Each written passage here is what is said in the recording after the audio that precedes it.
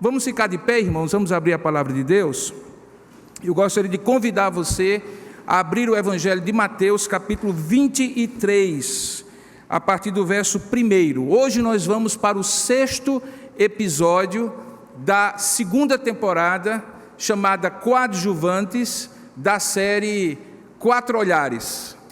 4 olhares são os 4 olhares de Mateus, Marcos, Lucas e João sobre a história de Jesus.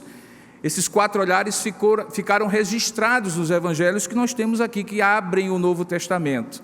E em cada um desses olhares há enfoques diferentes que foram conduzidos por Deus pela inspiração de Deus.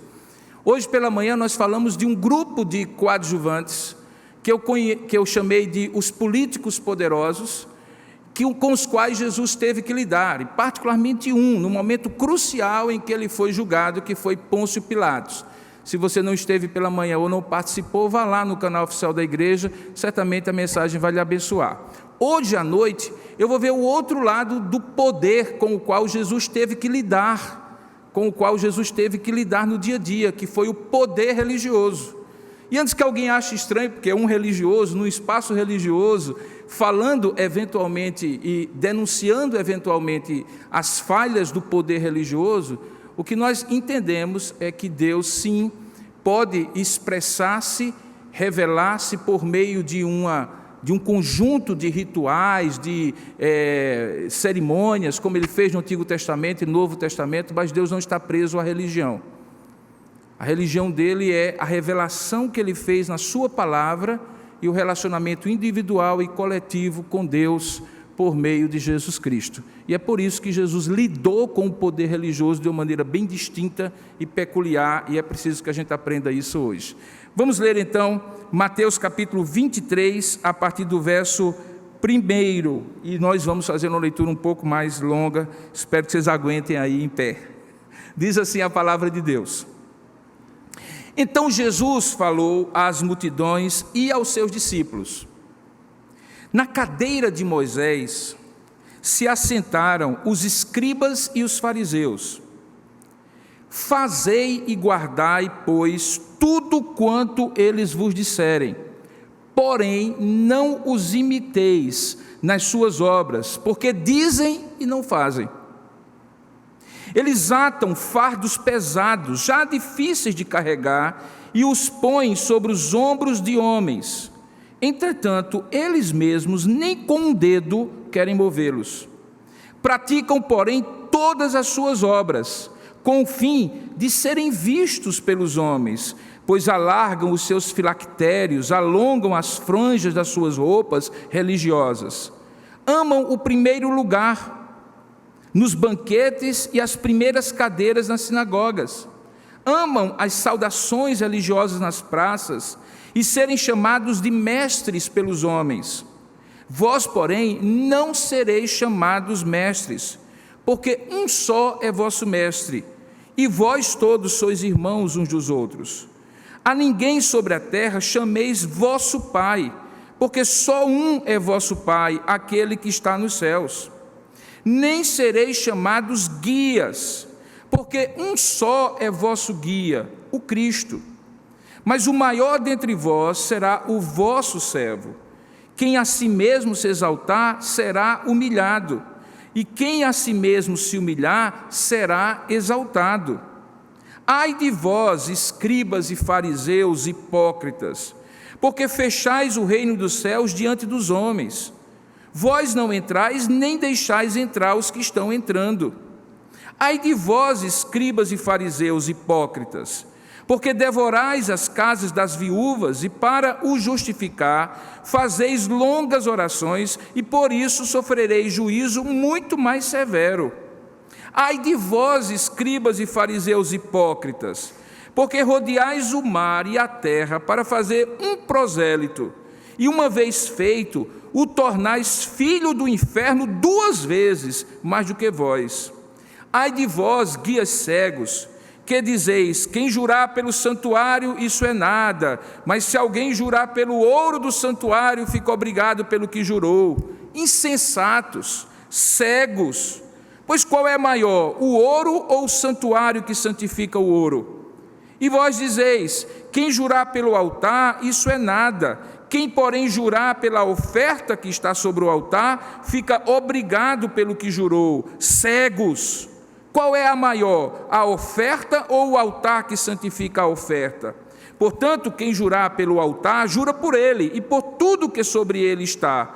Quem jurar pelo santuário, jura por ele e por aquele que nele habita. E quem jurar pelo céu, jura pelo trono de Deus, por aquele que no trono está. Ai de vós, escribas e fariseus hipócritas, porque dais o dízimo da hortelã, do endro e do cominho, e tendes negligenciado os preceitos mais importantes da lei, a justiça, a misericórdia e a fé. Devíeis, porém, fazer estas coisas sem omitir aquelas.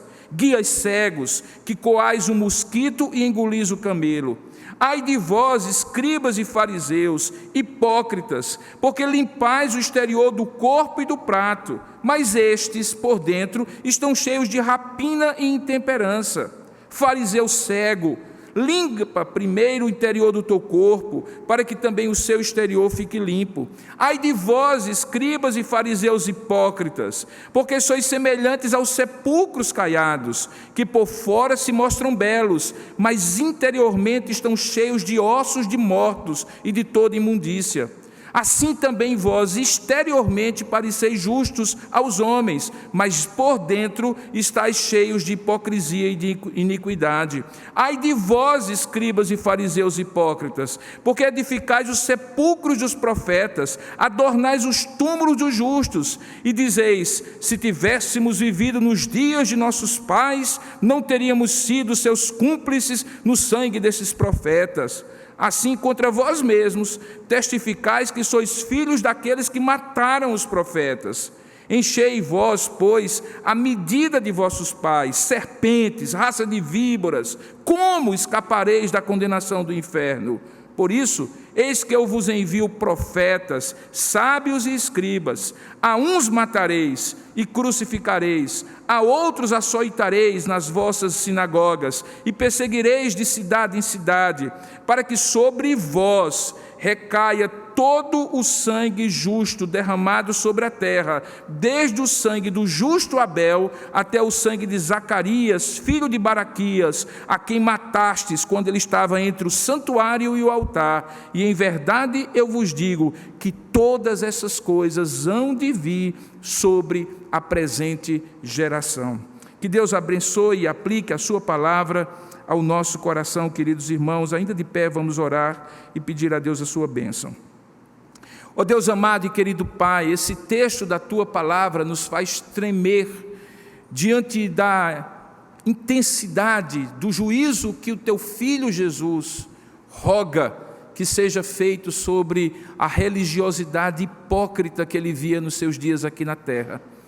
Ele nos faz tremer, Senhor, porque é possível que, de alguma maneira, nós possamos incorrer nos mesmos erros daqueles religiosos poderosos que viviam, de alguma maneira, de forma hipócrita, dissimulada, tomando a religião em vão e usando-a para disfarçar a iniquidade dos seus corações. Que tal não seja a nossa história, Pai? Pelo contrário, que possamos compreender que a maneira como o Teu Filho denunciou também serve para nós, para que não sejamos os fariseus, os escribas modernos dos dias de hoje.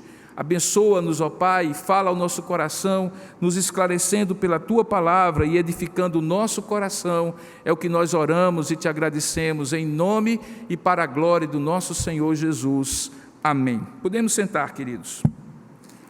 Eu tenho certeza que você já ouviu a expressão que a religião é o ópio do povo.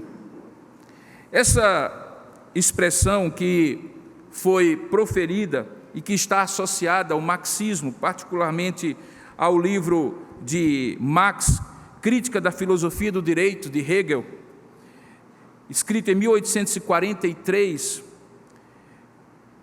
que quer dizer, em outras palavras, que a religião, de um modo geral, como fenômeno social, como fenômeno cultural, entorpece a consciência da pessoa e, eventualmente, da sociedade, para que, uma vez entorpecida, ela não tenha aquela força e motivação para lutar pelo que seria mais justo, pelo que seria mais correto, pelo que seria a plenitude dos seus direitos como cidadão. Essa comparação da religião com o ópio, e eu entendo que você sabe que o ópio é uma substância entorpecente que é retirada, o óleo da papoula, que normalmente existe no Sudeste Asiático, e que é um entorpecente poderoso, inclusive causou já guerras, por exemplo, entre a França e a Indochina em tempos remotos. A ideia é que a religião, portanto, anestesia, e que seria usada pelos poderosos de um determinado momento da história, para que o povo jamais se levantasse contra o sistema que oprime este povo. Faz parte, portanto, de uma concepção de sociedade, de luta de classes na sociedade, típica do marxismo. Mas não foi Marx nem Hegel que usou essa expressão pela primeira vez. Ludwig Berne diz que, antes disso, que bendita seja a religião, veja a ironia da frase, que derrama no amargo cálice da humanidade sofredora algumas doces e soporíferas gotas de ódio espiritual, ao mesmo tempo que derrama algumas gotas de amor, de fé e de esperança. Antes disso, o Marquês de Sade diz: é ópio aquilo que faz você, como povo, tomar como que anestesiado por este sonífero, de modo que não sinta as feridas que rasga. A ideia por trás de todas essas citações que estão debaixo dessa frase, que a religião é o ópio do povo, é que não existe nada absolutamente bom em qualquer expressão religiosa. Em todas as expressões religiosas. É comum nos dias de hoje, quando alguém deseja xingar outro acerca de um posicionamento social, moral ou ético, que eu chamaria de mais conservador, dizer que a pessoa é um fundamentalista religioso, é um xingamento hoje. Por mais que a pessoa explique que, ao ser fundamentalista, ela está tomando os fundamentos da sua fé a sério, as bases da sua fé a sério, e dessa maneira ser fundamentalista não é necessariamente alguma coisa ruim, mas se tornou ruim, porque se associou à ideia da religião como alguma coisa perniciosa, algum opioide que anestesia a consciência das pessoas e que ajuda que elas sejam manipuladas como um admirável gado novo, como na música de José Ramalho, ou Zé Ramalho. Eu tenho certeza absoluta que você também já ouviu nos seus grupos sociais em que você frequenta críticas severas, e eu sei que de certa maneira até mesmo justas, que justamente alguns que deveriam ser os ícones, os líderes, os protótipos de uma religião mais sadia, são justamente aqueles que envergonham, e particularmente no segmento protestante ou evangélico, nos últimos tempos, de uma maneira ainda mais flagrante e vergonhosa para nós, que temos que ficar dando explicações, porque fulano de tal, que se diz pastor, bispo ou apóstolo, está preso, ou fulano de tal, que era deputada disso, daquilo, aquilo outro, fez o que fez. Então existem motivos relacionados a uma ideologia externa à religião, que critica a religião, porque encontra na religião uma possibilidade de uma certa resistência à revolução que eles querem fazer, e por isso a família e a religião precisam ser destruídas. Mas por outro lado, do ponto de vista de dentro para fora, infelizmente muitas dessas críticas são justas, porque aqueles que se apresentam à sociedade como religiosos ou como supostos representantes da religião, de uma determinada bancada supostamente evangélica ou outras coisas tantas, são aqueles que infelizmente envergonham para a vergonha do evangelho e da igreja, e por isso dão sim motivo para que a religião seja criticada. No entanto, queridos, a maneira mais equilibrada de perceber o fenômeno da religião e trazer esse fenômeno para a crítica que Jesus faz e a maneira como ele lidou com os religiosos da época, não é olhar o comportamento externo do religioso, Porque esta, se você percebeu, foi a grande crítica que Jesus fez quando denunciou aqueles religiosos como hipócritas. E o que é um hipócrita? Ele define de várias maneiras, usando inclusive várias metáforas. É como um sepulcro caiado, que é bonito, pintado e belo por fora, você vê isso nos cemitérios, e por dentro, obviamente, só existe ossos e vísceras podres daquele estado de putrefação do corpo. Portanto, não é vendo o fora da religião, vendo, por exemplo, esse momento aqui em que eu contemplo esta congregação, não é vendo os louvores, as mãos levantadas, as palmas dadas para Deus, as palavras proferidas, os sermões pregados, a postura externa da pessoa, ou do fenômeno religioso, ou da expressão religiosa institucional, como essa igreja é, que nós vamos avaliar da melhor maneira possível. Todo esse discurso de Jesus, no capítulo 23 de Mateus, busca encontrar no coração humano, na motivação do coração humano, o critério pelo qual uma religião pode ser considerada uma religião sadia e saudável ou não. E é justamente isso que Jesus denuncia nessa sucessão quase interminável de tirar o fôlego, quando ele diz: ai de vós, escribas e fariseus hipócritas, ai de vós, escribas e fariseus hipócritas, e repete isso sucessivamente. O que estava aqui em jogo? Nós estamos no final do Evangelho de Mateus. O Evangelho de Mateus, que apesar de ser o primeiro, na verdade foi o segundo a ser escrito, primeiro na ordem do Novo Testamento, segundo a ser escrito, é o Evangelho que tenta provar, do ponto de vista da narrativa, inspirada por Deus, que Jesus Cristo é o Messias prometido como o ápice, o cumprimento de toda a religião judaica do Antigo Testamento. Sabe aqueles sacerdotes, aqueles sacrifícios, aqueles rituais, tudo que está descrito no Antigo Testamento, aquelas histórias todas elas são tidas no Novo Testamento como símbolos, como sombras, como protótipos, como os tipos, alguns simbolismos que apontam para algo mais profundo na pessoa de Jesus Cristo. Quando Mateus se propõe a fazer isso, ele usa de alguns expedientes. Um deles é fazer citações constantes do Antigo Testamento no seu Evangelho. Por isso ele diz, como disse o profeta Isaías, como dizem os profetas, fazendo a ligação e mostrando que a história que ele está contando sobre Jesus é cumprimento daquilo que estava previsto. Uma outra forma é justamente questionando o estado religioso que se encontrava na época em que Jesus nasceu, em contraste com o propósito original que Deus tinha quando deu a revelação ao povo judeu. E mostrando que houve, sim, uma involução, sim, uma depravação, uma perturbação, uma atitude diversa e diferente daquela que originalmente Deus esperava.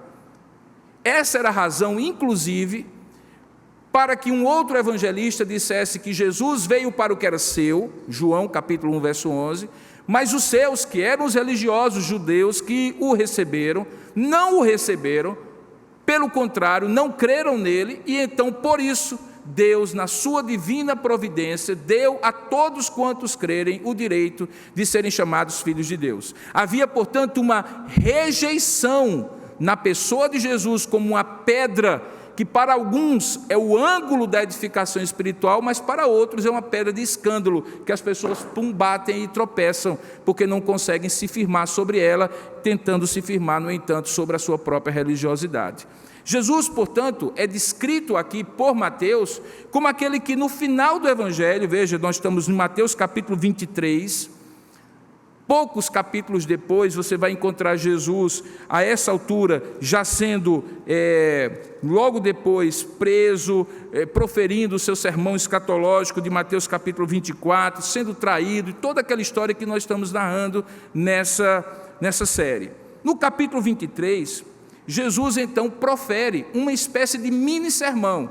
Se você olhar a primeira expressão, se você voltar agora os seus olhos para o texto, Mateus 23, 1, você vai ver que Jesus profere uma espécie de mini-sermão que faz com que alguns comentaristas até achem que é o 6º sermão de Mateus. Mateus identifica 5 sermões, Mas alguns acham que talvez aqui nós tenhamos um extrato, um resquício de um sexto sermão de Jesus proferido e que Mateus registrou. Por quê? Porque ele usa a expressão, então falou Jesus às multidões e aos seus discípulos. Se você for rápido e voltar as páginas da sua Bíblia para Mateus capítulo 5, você vai ver que foi exatamente aqui, e com essa mesma expressão, que Jesus narra o seu primeiro sermão, que é o Sermão do Monte. Lembra? Subindo Jesus ao monte, uma multidão o acompanhou, e ele então, proferindo as suas palavras aos seus discípulos, novamente a multidão e os discípulos, e Jesus proferindo as suas palavras. Para onde é então que Jesus foca a sua prédica, o seu testemunho? Para a relação que deveria existir entre uma espiritualidade motivada de maneira correta e sincera e uma religiosidade hipócrita e farisaica. E ele usa isso a partir de uma expressão que está já no versículo 12. Veja bem, ele diz assim: na cadeira de Moisés eles se assentaram, e eles são os escribas e os fariseus. Nós conseguimos identificar cerca de 8 segmentos religiosos no Novo Testamento, que eram segmentos dentro do judaísmo. A gente fala de judaísmo da época de Jesus como se fosse uma religião única, mas mesmo dentro do judaísmo havia segmentos. Havia os fariseus, os saduceus, os essênios, os zelotes, os herodianos, os nicolaítas, os samaritanos e os escribas ou mestres da lei. Esses últimos poderiam ser também fariseus, mas eles eram caracterizados como uma espécie de função, que era o de ensinar a lei. Preste bem atenção que você vai entender, e é fácil. No templo, quem mandava era o sacerdote. Era ele que oficiava os sacrifícios, porque só ele podia oficiar, oferecer os cordeiros, fazer as suas orações e intercessões. Mas o templo só tinha em Jerusalém. Em todas as outras cidades havia as sinagogas. As sinagogas tinham sido criadas no tempo que os judeus eram cativos na Babilônia. Era uma espécie de tentativa de manter a coesão do povo em terra estranha, onde um templo não poderia ser construído. Então eles criavam algo parecido com o que nós temos aqui, inclusive de modo arquitetônico muito parecido com uma igreja protestante como essa aqui, por exemplo, um grande salão, que era centro comunitário e ao mesmo tempo centro religioso. E na sinagoga quem mandava eram os escribas e mestres da lei. Por quê? Porque não tinha sacrifícios, então eles abriam o rolo da lei e faziam uma doutrinação, como se fosse uma classe de escola bíblica. Não era um culto, não tinha sacrifícios. Eventualmente eles cantavam, mas não podiam oferecer o sacrifício. Portanto, os escribas e fariseus, que poderiam ser do grupo dos fariseus, que poderiam ser do grupo dos saduceus, os escribas e mestres da lei, eram aqueles que doutrinavam a igreja. Daí porque Jesus diz assim, na cadeira de Moisés. Essa expressão em latim, na Vulgata Latina de Jerônimo, é a expressão ex cátedra, que todos aqui eventualmente já ouviram falar, e que significa alguém que fala de um poder ou de um lugar de suposto poder de ensino, ou de suposta autoridade. Por exemplo, eu estou aqui falando ex cátedra. O púlpito da igreja, figuradamente, representa a opinião oficial dessa igreja sobre os assuntos. Por isso que a gente é tão criterioso em quem ocupa o púlpito. Não pode ser qualquer pessoa que fale como se estivesse falando em nome da igreja, porque é a opinião oficial da igreja. Um porta-voz de uma determinada autoridade também fala em nome daquela autoridade.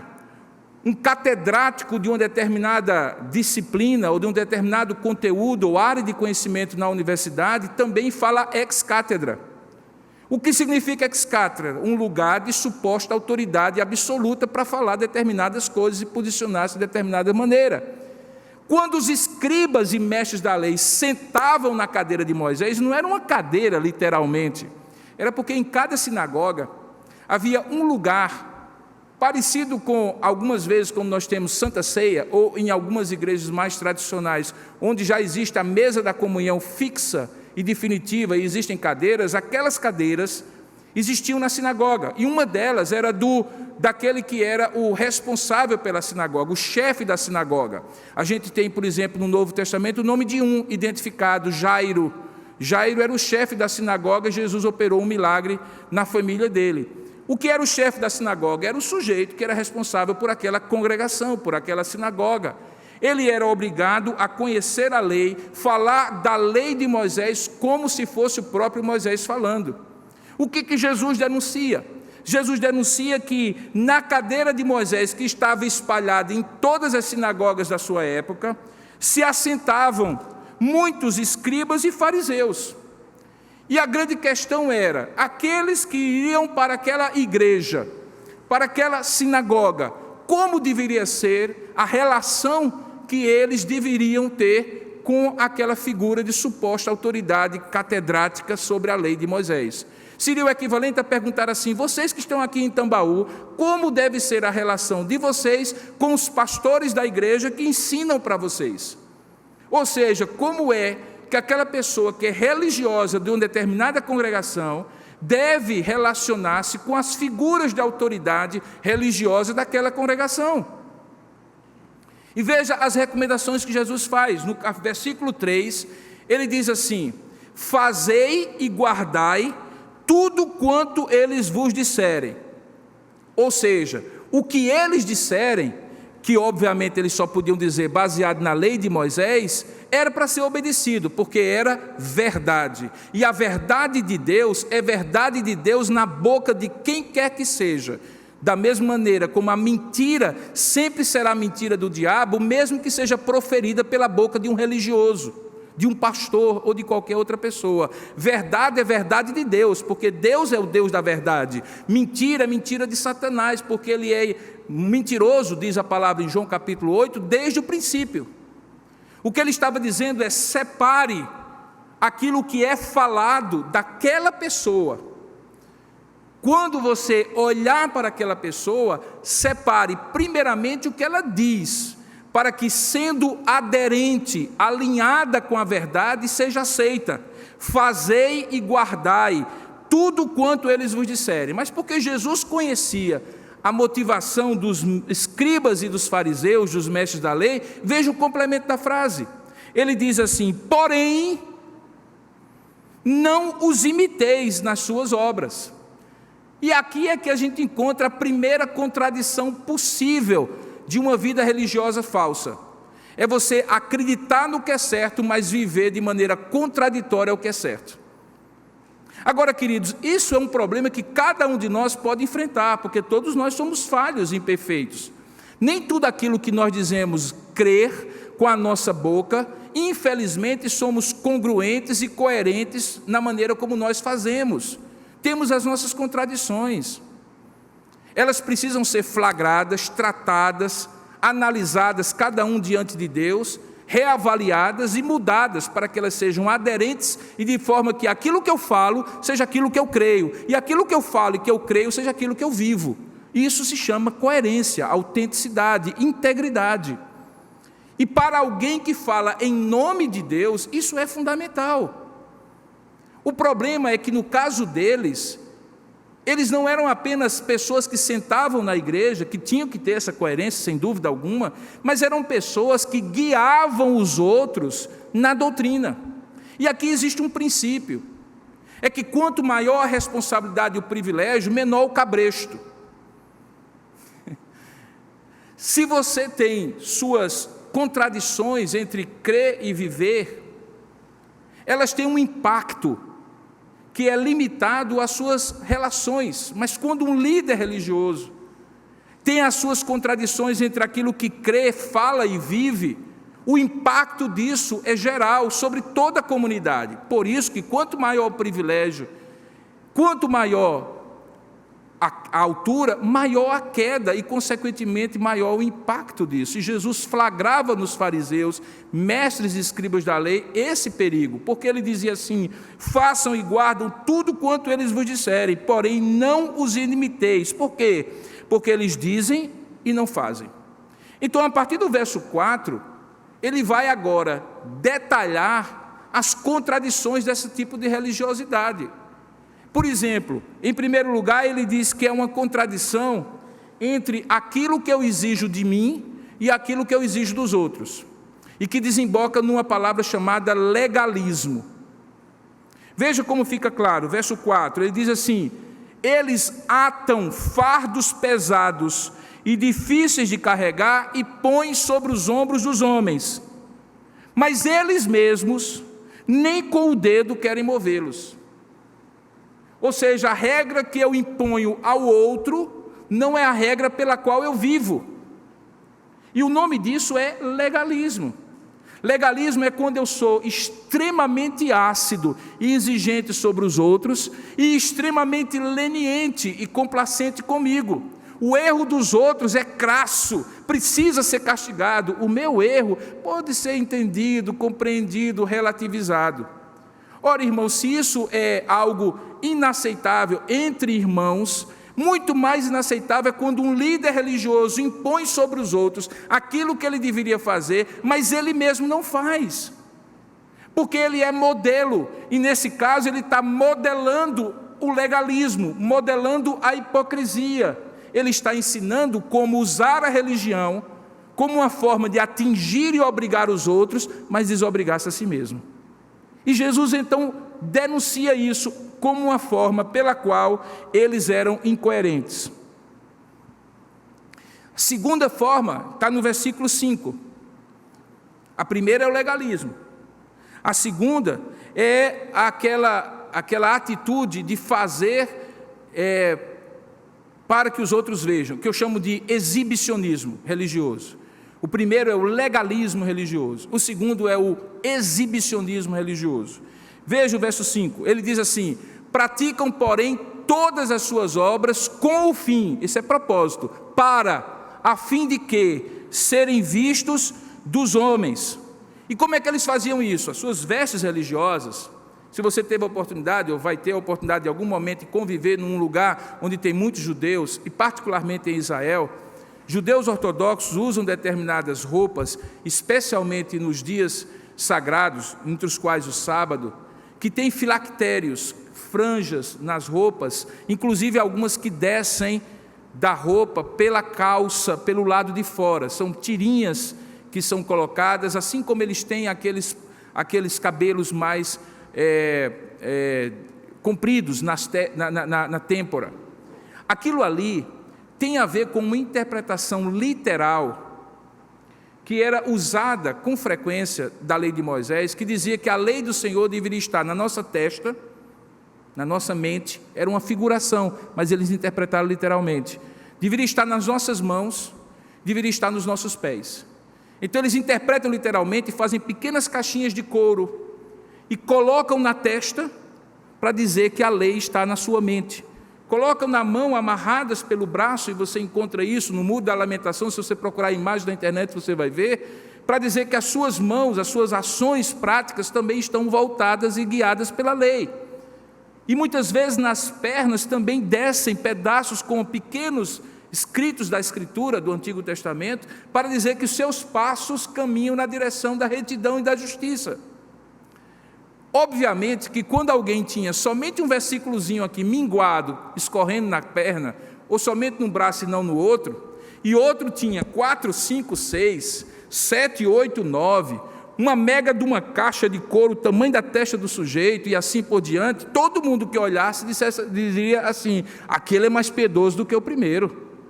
Olha só a expressão externa da sua religiosidade. Mas religiosidade não se avalia pela expressão externa.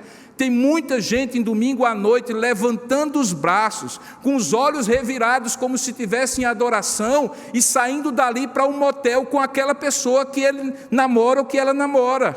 E isso, infelizmente, dentro de igrejas ditas evangélicas.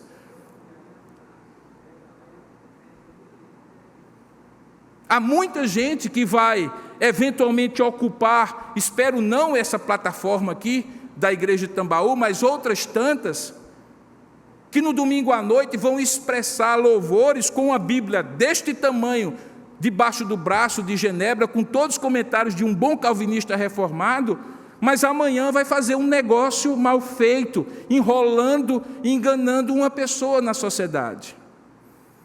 porque o exibicionismo externo de religiosidade não garante piedade cristã. E Jesus flagrava isso. E você entende agora por que é que os religiosos da sua época o odiavam. Porque enquanto toda a sociedade aplaudia e dizia, esse é um homem piedoso, Jesus olhava o coração e dizia, isso é só exibicionismo religioso. E só Jesus podia fazer isso, porque Jesus é o critério que julga a religiosidade da pessoa. Só Ele tem esse olhar penetrante, profundo e justo. Eu não tenho. Eu posso olhar alguém e dizer assim, essa pessoa quer aparecer demais.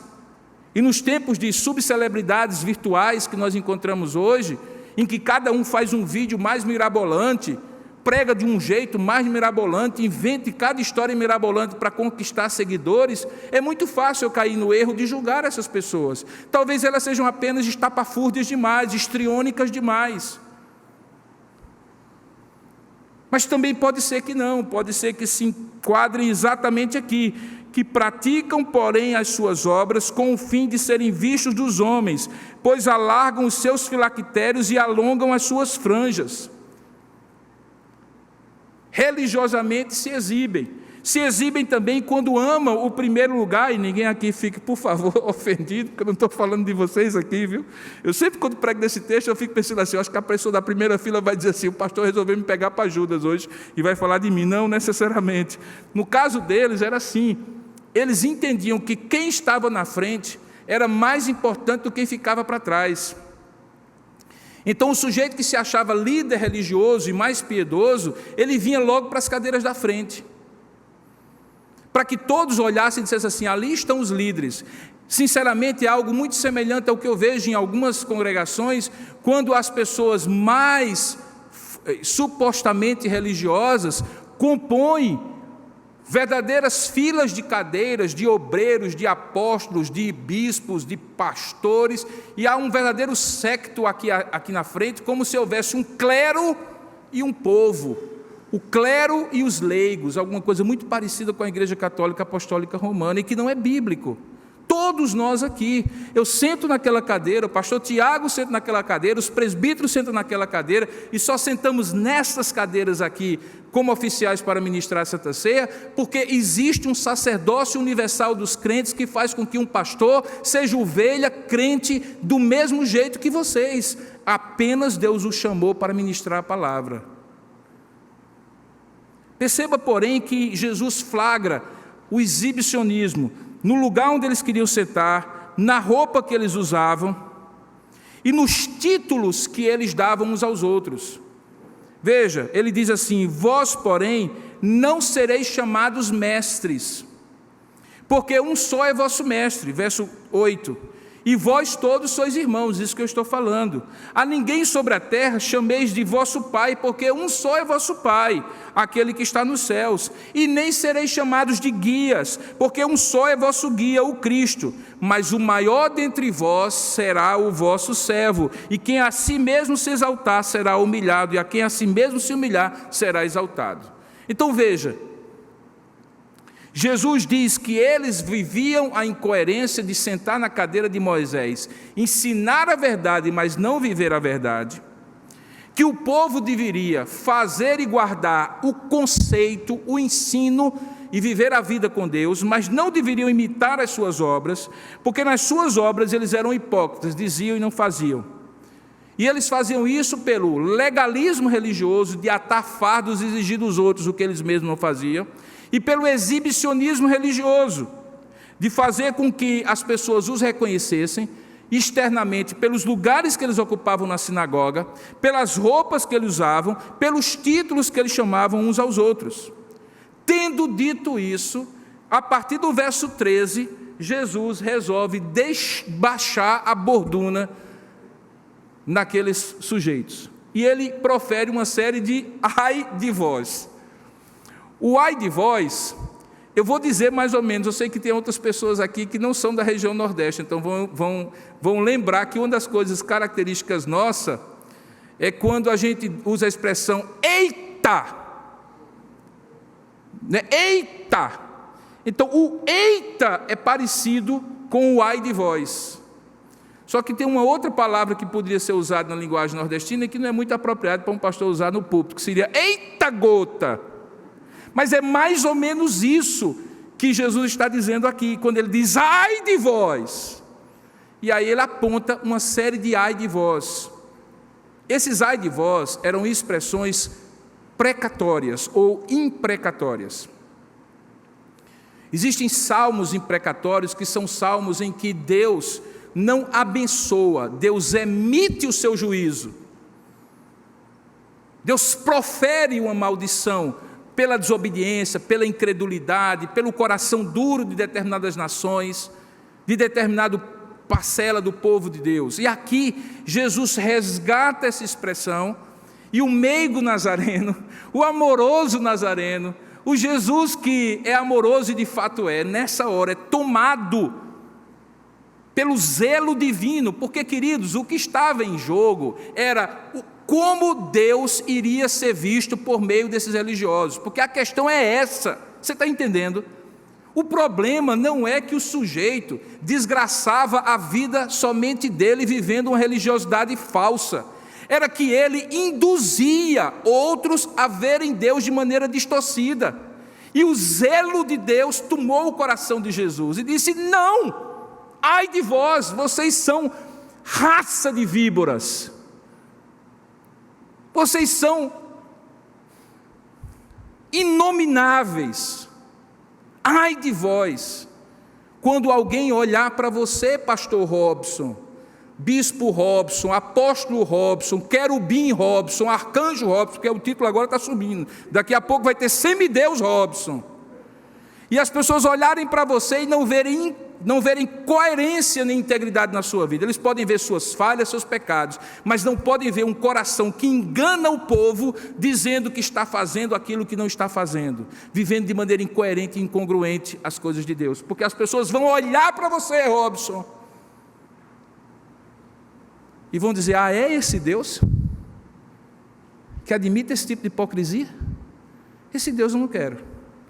E aí, ao invés de eu ser ponte para que alguém encontre Deus, eu me torno um muro altíssimo que impede Deus de ser conhecido pelas pessoas. O problema do legalismo, do exibicionismo, da hipocrisia religiosa, é que ele é o crime contra a humanidade e aqueles que haverão de crer ou poderiam crer, feito em nome de Deus. Alguém já disse que os piores crimes são aqueles feitos em nome de Deus. A hipocrisia religiosa, o legalismo religioso, o exibicionismo religioso é o pior crime, porque em nome de Deus macula o nome de Deus, como se em nome de Deus estivesse falando.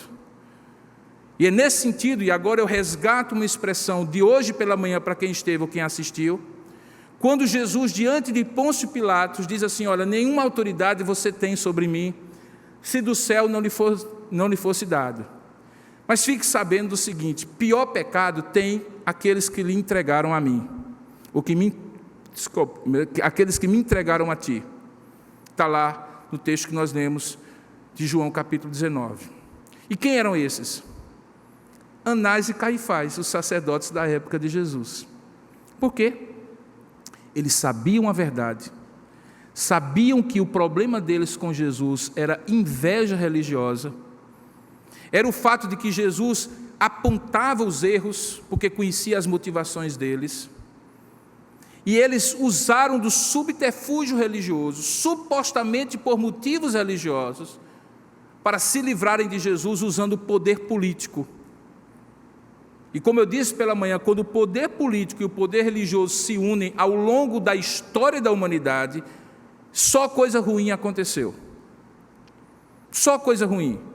Porque um nutre o outro naquilo que é mais perigoso e pernicioso do poder, que é a tentativa de ter justiça própria de Deus e exercer essa justiça de maneira indiscriminada,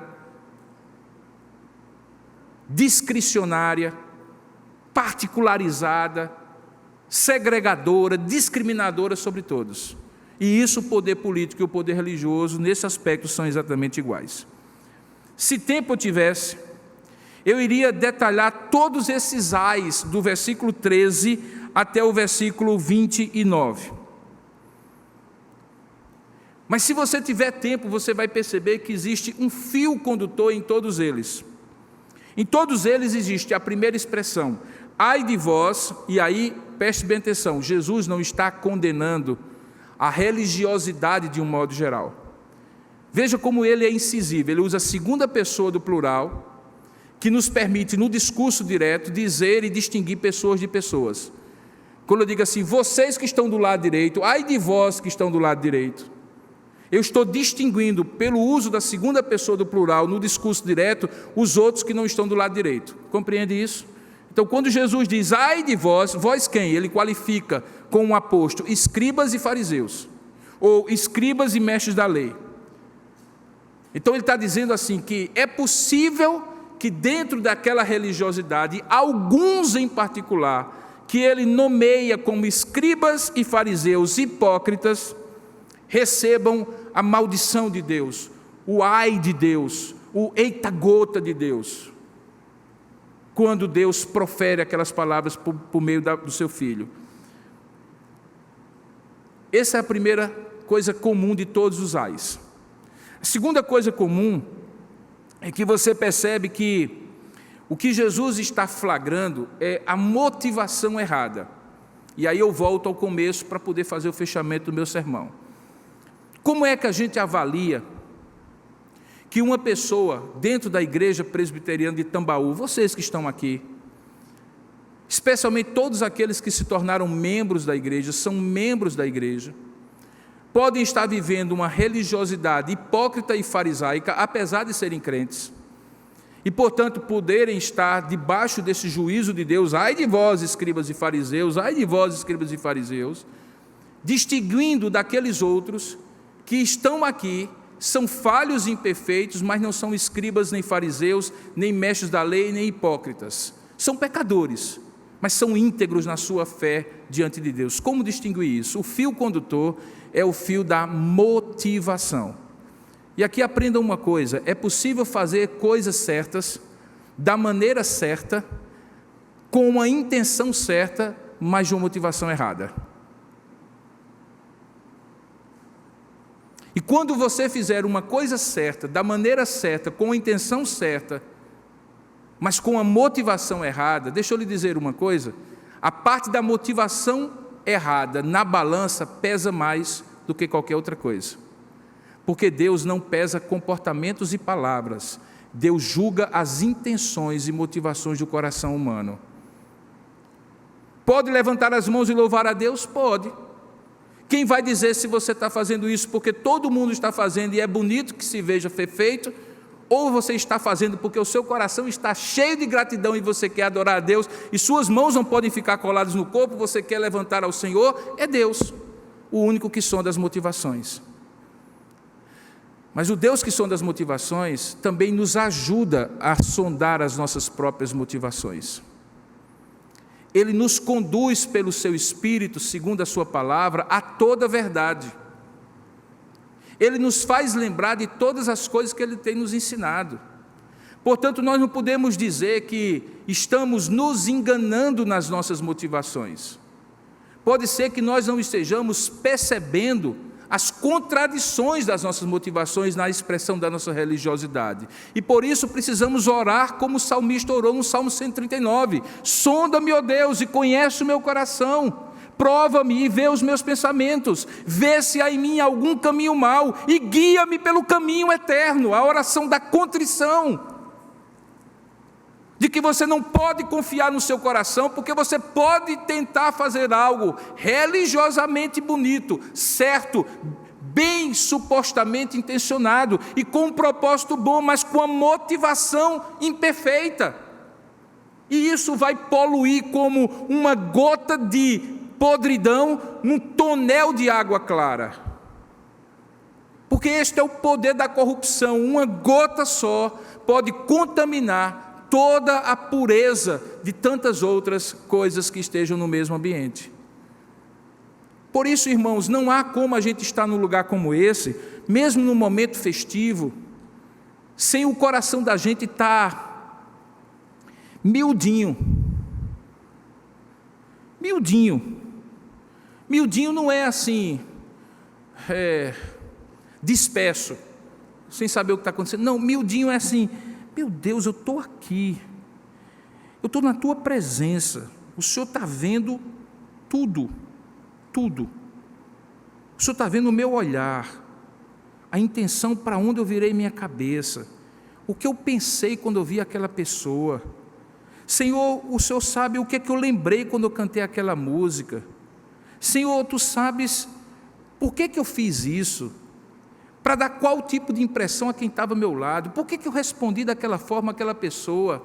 Irmãos, quem está na presença de Deus e no povo de Deus, no culto de Deus, não pode ter uma religiosidade que não seja contrita e quebrantada diante de Deus todo o tempo.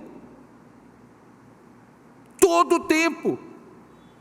Não é ficar feito uma catacumba assim todo, não, tá feliz sim, alegre sim, louvando ao seu Senhor sim, mas dizendo assim: meu Deus, será que eu estou sendo sincero no que eu estou falando?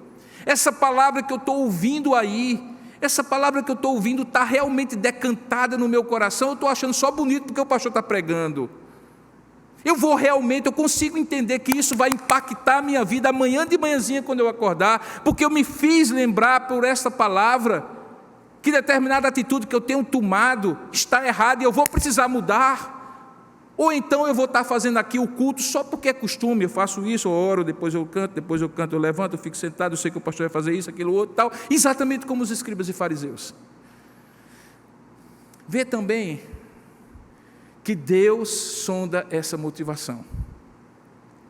Então você percebe que Jesus distingue mesmo entre os religiosos, aqueles que são hipócritas e aqueles que são simplesmente falhos.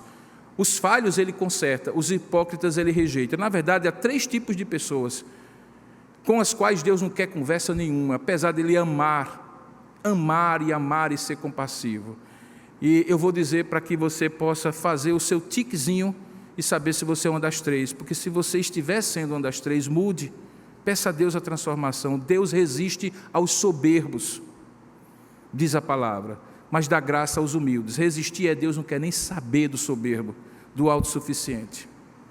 Deus rejeita o hipócrita, porque Ele ama a sinceridade no íntimo, diz o Salmo. E Deus rejeita o incrédulo, porque todo aquele que se aproxima de Deus precisa crer que Ele existe e que se torna galardoador daqueles que o buscam, segundo Hebreus capítulo 11, verso 6.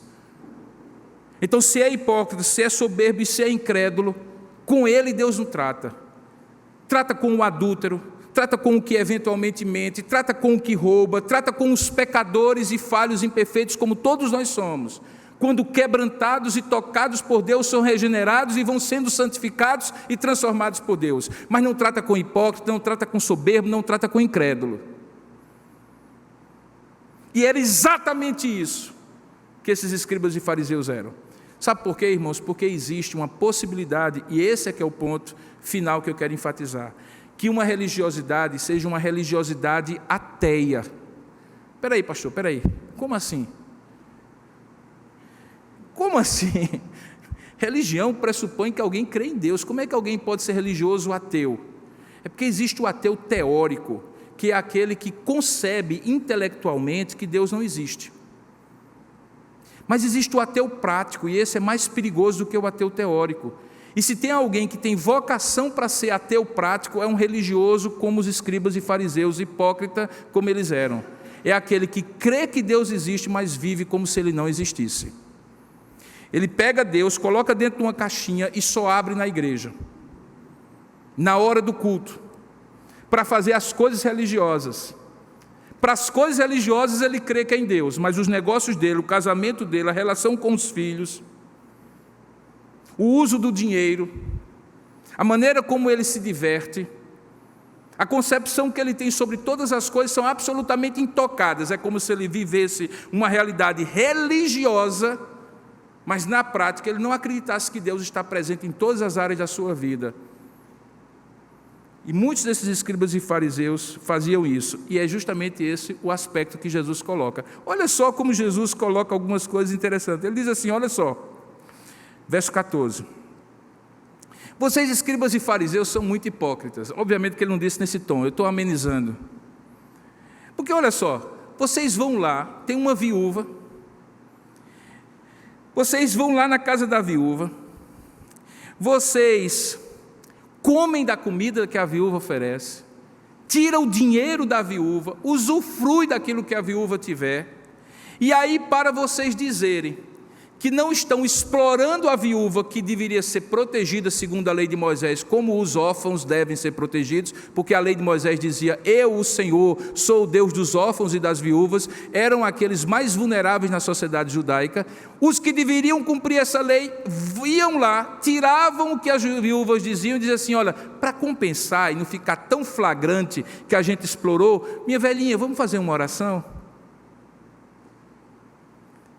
É o que está no versículo 14. Veja a contradição ateia desses religiosos no versículo 23. Eu estou pontuando alguns exemplos só. Eles diziam assim, ele dizia: ai de vós, escribas e fariseus hipócritas, porque vocês são meticulosos, e quando vão no mercado e compram hortelã, vocês tiram 10% e oferecem no templo. Quando vocês compram endro e cominho mesmo, cominho de colocar na comida, eles eram tão legalistas que quando eles compravam 1 quilo, eles pegavam 100 gramas, separavam e davam lá no templo como oferta. E esse ato religioso de cumprimento irrestrito da lei do dízimo, no entanto, não era acompanhado de alguma coisa muito mais importante. Ele diz assim: no entanto, vocês negligenciam os preceitos mais importantes da lei, que são a justiça, a misericórdia e a fé. E aí Jesus aponta com aquela velha frase que todos conhecem: vocês coam o mosquito e engolem o camelo. Veja, tudo isso aqui é descrito como uma religiosidade falsa. Eu entendo, irmãos, que nos dias de hoje, talvez eu seja mal interpretado, os candidatos naturais a serem hipócritas, escribas e fariseus são os crentes, nós. E eu vou explicar por quê, com todo respeito às demais religiões. Porque somos nós que dizemos ser povo escolhido. Somos nós que dizemos que fomos salvos em Cristo. Somos nós que dizemos que vivemos num padrão ético que é vindo de Deus. Somos nós que dizemos e proferimos com os nossos dedos longos os erros da sociedade.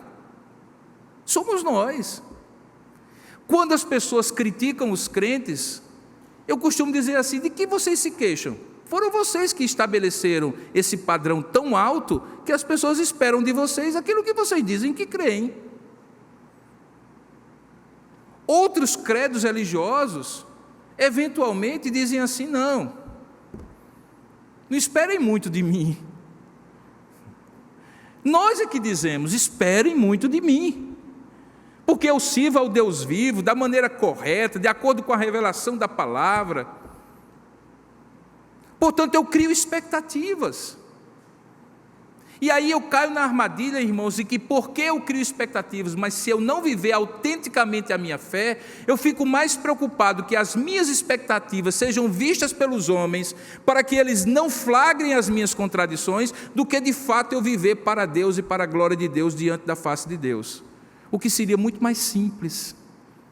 Você percebe como seria muito mais simples que a única pessoa que você se preocupasse em sondar o seu coração e ver o seu comportamento fosse o seu Deus?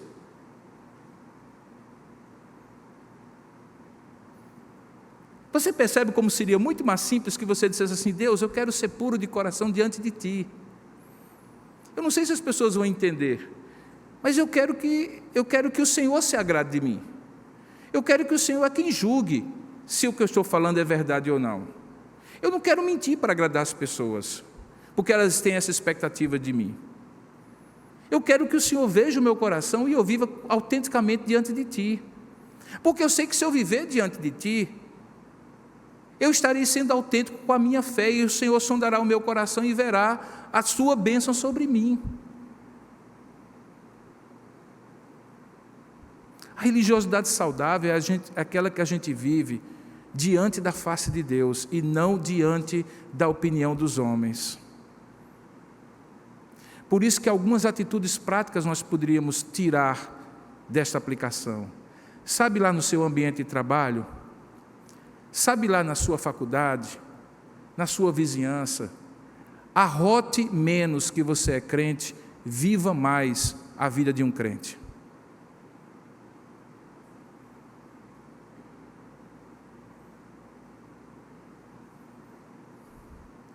Porque você vai conviver com essas pessoas.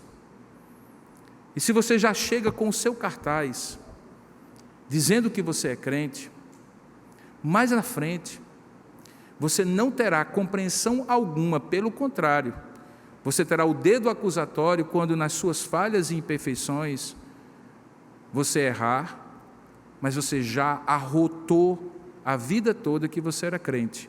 Por isso, quando a gente se converte numa família que não é crente em Jesus Cristo, um dos equívocos mais fáceis que nós cometemos é, no nosso entusiasmo de novo convertido, arrotar que agora nós somos crentes transformados e somos diferentes. Espera um pouco. Deixa Deus ir trabalhando na sua vida e no seu coração para que as suas boas obras, suas atitudes concretas, falem por você mesmo. E quando elas falarem por si mesmo e provocarem a curiosidade, a sede das pessoas olharem e dizer, tem alguma coisa diferente ali, você possa dizer, não é nada a ver comigo, tem tudo a ver com o Cristo que eu tenho no meu coração. E aí a oportunidade de pregar o Evangelho se estabelece para você. Lá no emprego, na faculdade, ou em qualquer outro grupo social, procure viver mais a fé, falar da fé, baseada naquilo que você vive. Fale menos da teoria do Evangelho, mostre mais na prática o Evangelho encarnado na sua vida. Sabe o que isso vai acontecer? Aquilo que Jesus fala, os homens verão as vossas boas obras e glorificarão a vosso Pai que está nos céus, vós sois o sal da terra, vós sois a luz do mundo. É o grande desafio, irmãos, o grande desafio. Eu hoje vivo num contexto de uma função que eu exerço, os irmãos sabem, num ambiente que é de uma universidade ou de um instituto confessional, mas que tem muitas pessoas que não são crentes, muito menos presbiterianas. E a grande questão não é quão bonito é a confessionalidade cristã reformada naquela universidade, os documentos, os pronunciamentos, as devocionais, os cultos e as cerimônias. No dia a dia, no departamento, na unidade, na convivência, as pessoas estão olhando e dizendo assim, vamos ver se isso é para valer mesmo ou não. E esse é o nosso grande desafio.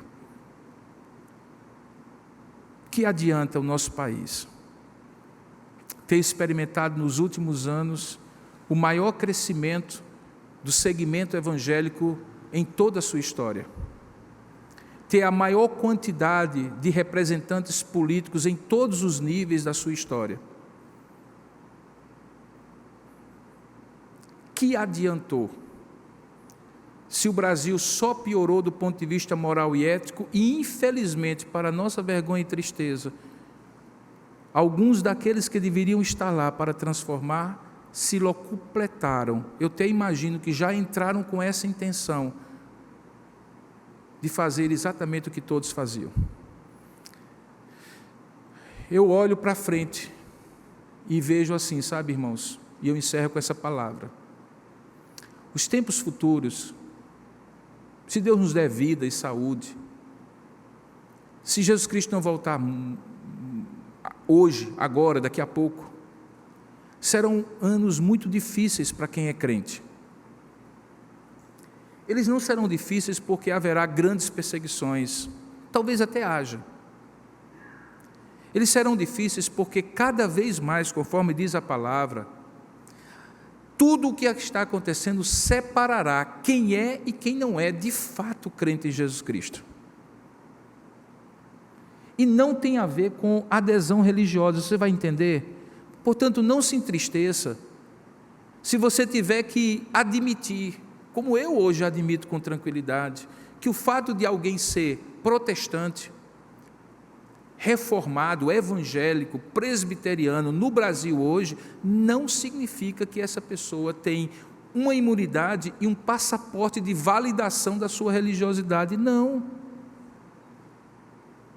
Deus vai separar quem é dele e quem não é dele, como o joio e o trigo, e só ele vai separar. Não vou julgar, nem ninguém pode me julgar, por critérios que não são da religiosidade, mas são da espiritualidade concreta, de quem crê em Jesus Cristo conforme a palavra ensina e vive, mesmo com as suas lutas e contradições, caindo e se levantando pela graça de Deus.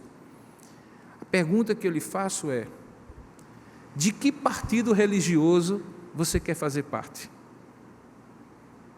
Eu disse hoje pela manhã que muitos políticos supostamente evangélicos faziam parte do partido de Pôncio Pilatos, o partido do poder e da conveniência.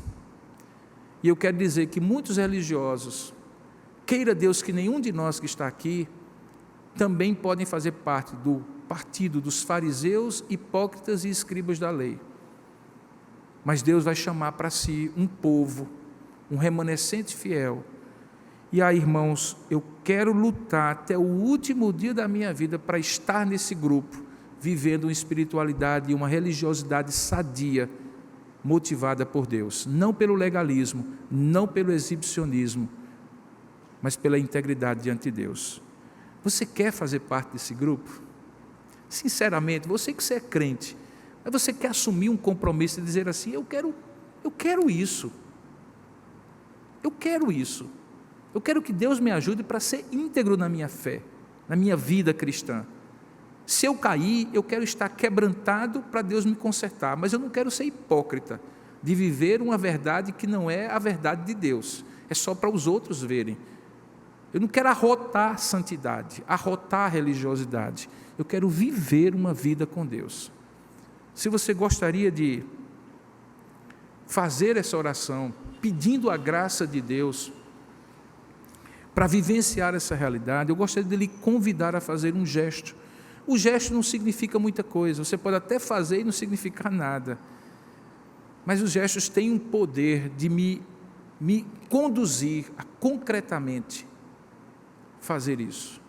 Então, enquanto todos nós curvamos a nossa cabeça, fechamos nossos olhos diante de Deus, porque vai ser algo individual com Deus, eu gostaria que você repactuasse, renovasse sua aliança de viver uma espiritualidade sadia, nos termos que foi pregado para você hoje à noite. No que foi pregado, e você entendeu, e Deus aplicou ao seu coração, se você quer fazer esse pacto, não tem a ver com se tornar membro dessa igreja, por favor, não entenda diferente. Tem a ver com você e Deus viver uma vida diante dele, santa, íntegra, como um verdadeiro homem e uma mulher de Deus. Se você quiser fazer isso, enquanto todos estão com as cabeças curvadas e olhos fechados, fique de pé onde você está, nós vamos orar juntos. É uma repactuação que você faz diante de Deus. Se você pensa que o gesto em si diz muita coisa, diz, mas só se ele tiver revestido de um compromisso real diante de Deus. E por que público? Porque isso precisa trazer para você o compromisso da aliança que você quer fazer com Deus, da renovação da aliança que você quer fazer com Deus, para que todos possam ver e perceber que esse é o seu compromisso diante de Deus, mesmo que você tenha todas as suas lutas e dificuldades para praticá-lo. Eu não estou pedindo que você prometa que vai fazer, eu estou dizendo que você se comprometa a fazer diante de Deus, se essa palavra trouxe ao seu coração aquilo que você realmente precisa fazer diante de Deus. Então vamos orar diante do Senhor. Se você quiser fazer, pode fazer agora. Senhor, nosso Deus e Pai, quantas vezes na Tua palavra o Senhor derrubou o homem para poder levantá-lo? Quantas vezes o Senhor abateu o homem para poder levantá-lo? Quantas vezes o Senhor nos mandou na tua palavra nos submeter humildemente ao teu jugo, com o rosto em terra, comendo pó da terra, humilhados, porque merecemos assim estar diante do Rei e Senhor do universo. Mas quantas vezes outras, o Senhor disse: levanta-te, ó homem, eu quero falar contigo. Levanta-te, ó geração, desperta, ó tu que dormes. Todos os verbos que o Senhor queria que nós nos posicionássemos diante de ti e diante do mundo, como servos teus, reconhecendo e carentes da tua graça para viver aquilo que nós cremos. Eu me coloco agora diante de ti, Senhor, de pé diante desta igreja que o Senhor me dá o privilégio de pastorear há 20 anos. Eu quero te agradecer, ó Pai, pelo privilégio de poder ministrar a tua palavra. Tu sabes como minhas pernas tremem, o meu coração se abala, a minha boca seca, quando uma palavra como essa vem ao meu coração para eu compartilhar com as minhas ovelhas, o teu povo que o Senhor me confiou. Porque eu sei, ó Deus, as minhas contradições. Eu sei o quanto essa palavra fere o meu coração. Primeiramente, antes de ferir o coração das minhas ovelhas. E com elas eu me coloco de pé, Pai, pedindo: Senhor, dá-nos um coração íntegro diante de Ti.